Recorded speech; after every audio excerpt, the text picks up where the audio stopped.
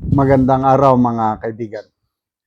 Bigyan natin ng reaction opinion itong post ng Feed Your Mind Incorporated. Matatawag na kidnapping kapag pinilit na iuwi ng Administrasyong Marcos si Saldico pabalik sa bansa. Sa isang panayam ni Maris Umali, iginiit ni Magda Faltova, isang eksperto sa usaping migration sa Czech Republic, na hindi maaring pilitin ng Administrasyong Marcos o sino mang kinatawan ng administrasyon ni Marcos na pauwiin o sa pilitang isama pauwi si Saldico pabalik ng Pilipinas dahil maituturing umano itong isang kidnapping. Aniya ng Czech Republic, ito ang sabi ng law expert, no.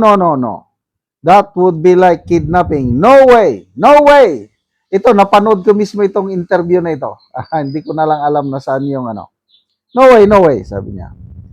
Diin ni Paltuba, maaari lamang isama pauwi ng administrasyon ni Marco si Saldico kung kusa itong sasama o may pahintulot mula sa Czech authorities. Ang ganda ng pagpapatupad nila ng bansa sa kanila, no? Wala talagang bending the law. Hindi katulad sa atin na you can bend the law. Example, yung kay Tatay Digong natin noong March 11, tinatawag yun na kidnapping. Mismo salamat kay Ambassador Teddy Locsin ng United Kingdom, ambassador natin doon, buong tapang niyang sinabing kidnapping yung ginawa kay PRRD. Ayos. Dahil dapat sana yon, may warrant of arrest ng ICC, dapat idaan muna sa korte. Wala eh. Sila. Executive judgment lahat. Group effort. Kaya ako, personal na opinion ko, hindi ko makakalimutan itong ginawa ng administrasyong ito, yung kidnapping nila kay Tatay Digong. Sa ngayon, natanggap ko na nandun na siya, nakidnap na siya. Wala na tayong magagawa. Ipagdasal na lang natin sa Diyos ang ating tatay. Kasi kahit tinurn down o binasura na ng appeals chamber yung kanyang appeals na questioning jurisdiction, tanggapin na natin, magtatagal siya doon. But then, nakakatuwa naman ating Tatay Digong, sabi niya na, I am invictus. Yun ang mensahe niya sa atin. Huwag tayong masyadong mabahala sa kanya dahil hindi siya palulupig, hindi siya magpapatalo, unconquered, unbowed. Palaban pa rin ang atay Tatay Digong. Pasaubayan na natin ang Diyos. So yun. So, salamat sa mga bansang ito, Czech Republic, na kung anong batas, batas talaga. Kailan tayo magkakaroon ng ganyang pag-implement sa batas? Well, ito, kung korte ang pag-usapan natin, ano ako sa korte natin? Ang kanila, batas is batas. But then, problema itong administrasyong ito, nasanay na sila sa bending the law. Kung mayroong legacy, nung sabi ng Pangulo, na natatakot siya na baka yung susunod sa kanya hindi na itutuloy ang legacy niya. Ang isang legacy, maliban sa korupsyon, legacy ng administrasyong ito is their tendency to bend the law. So, klaro na ngayon, it will take time bago mapabalik nila si Saldico. Hindi na yung sinasabi ni DILG Secretary Remulla na in 3 weeks time makauwi na. Sasalubungin ko siya sa airport, sabi ni Remulla, ako ang arresting officer niya at dadalhin ko siya sa Sandigan Bayan. Wow, sana nagdilang anghel si Secretary John Vic, kailang wala eh. Ang reality ngayon is, walang guarantee, walang assurance na si Saldico ay nasa kustodiya ng Czech government ngayon. Yung sinasabi ng Pangulo na nahuli na si Saldico, na bagay na sinasabi ni Auntie Claire na walang sinabi ng Pangulo na naaresto. Eh yung nahuli, di ba parehas lang, aresto at nahuli? O ngayon, grabe ang kanilang palusot na wala daw kasalanan ng Pangulong Marcos. But anyway, sana nga mahuli nila. Hindi ako pro Saldi ko kasi naniniwala ko isa siya sa mga mastermind.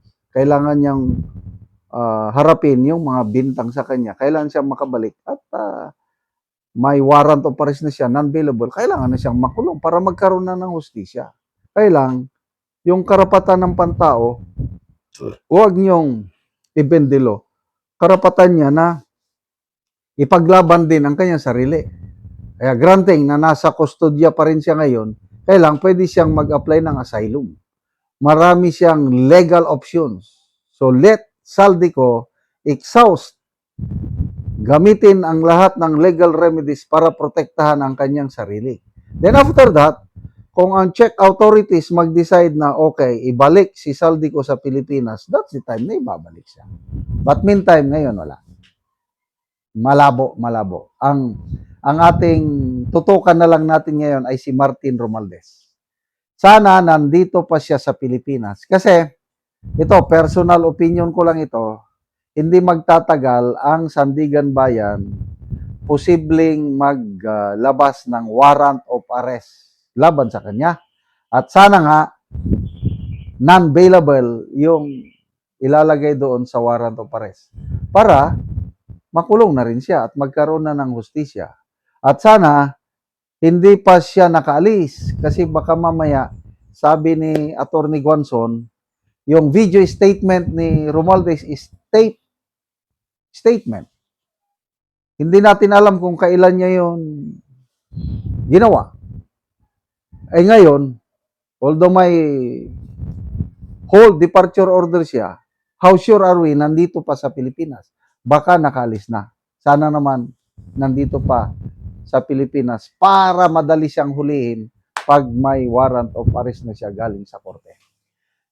Salamat mga kaibigan sa inyong pagsubaybay sa channel na ito. Nakakatulong kayo ng malaki sa tribong talandig ng Bukidnon dahil ang income natin sa channel na ito is pantulong po sa tribo.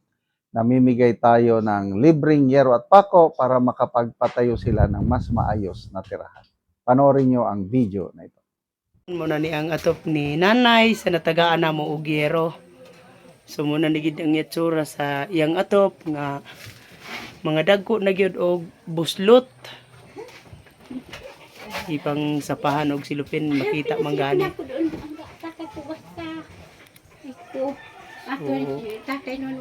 Tungod sa kakaraan na.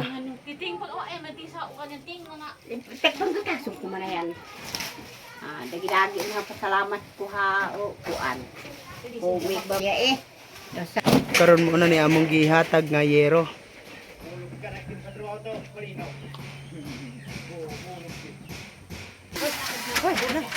Siguro, ayun eh.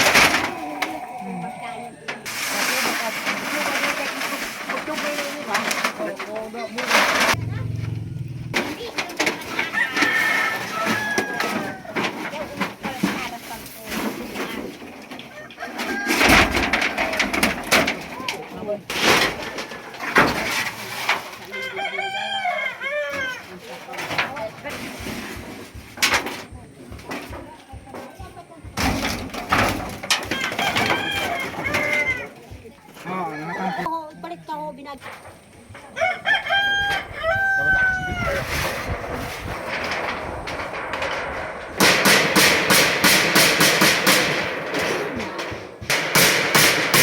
Mga